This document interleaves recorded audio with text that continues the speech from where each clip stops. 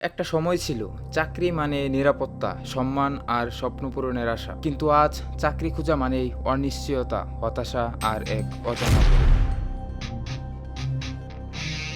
বাংলাদেশকে বলা হয় তরুণদের দেশ। মোট জনগোষ্ঠীর 28 থেকে 34%-এরও বেশি তরুণ। কিন্তু আজ এই তরুণরাই সবচেয়ে বেশি সংগ্রাম করছে জীবনের অর্থ খুঁজে পেতে। এখন প্রশ্ন হচ্ছে কেন?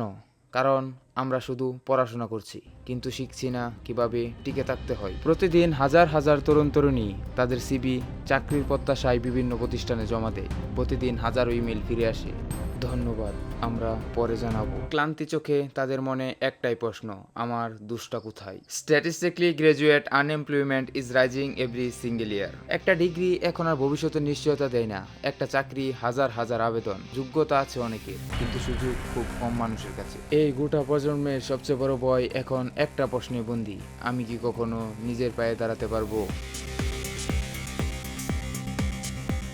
আমাদের শিক্ষা ব্যবস্থা এখন বই, নোট আর পরীক্ষার খাঁচায় বন্দি, যেখানে শেখানো হয় কিভাবে চাকরি পাওয়া যায়, কিভাবে কোনো কিছু তৈরি করা যায় সেটা নয়।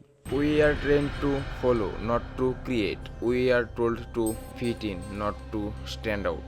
আমাদেরকে বলা হয় অনুসরণ করতে, কোনো কিছু সৃষ্টি করতে নয়। আমাদেরকে বলা হয় ভিড়ের মধ্যে মিশে যেতে, আলাদা হয়ে দাঁড়াতে নয়। আর এই সব কিছুর ফলাফল হাজারো ডিগ্রিদারি। একটা দিক হারা তরুণ প্রজন্ম যাদের স্বপ্ন একটা চাকরি, নেই কোনো প্রস্তুতি জীবন যুদ্ধের জন্য। আমরা এমন একটা সমাজে বসবাস করছি যেখানে চাকরি একমাত্র সাফল্যের সংজ্ঞা। সবাই চোখ বন্ধ করে রোবটের মতো দৌড়াচ্ছে একটা ভান করা স্বপ্নের পিছনে। যে দেশে উদ্যোক্তা হতে গেলে ভয় দেখানো হয়, যে দেশে ফেল করলে কি হবে এ প্রশ্নে সবাই ভয় পায়, সে দেশে বেকারত্ব কোনো দুর্ঘটনা নয়, এটা আমাদের সিস্টেমের একটা প্রি প্ল্যান্ড ফাঁদ। স্কিল ডেভেলপমেন্টে বিনিয়োগের ঘাটতি, প্রশিক্ষণ কেন্দ্রের অভাব এবং নতুন নতুন আইডিয়া নিয়ে কাজ করার সুযোগ না থাকা, এসব মিলিয়ে তৈরি করছে এক সাইলেন্ট ক্রাইসিস।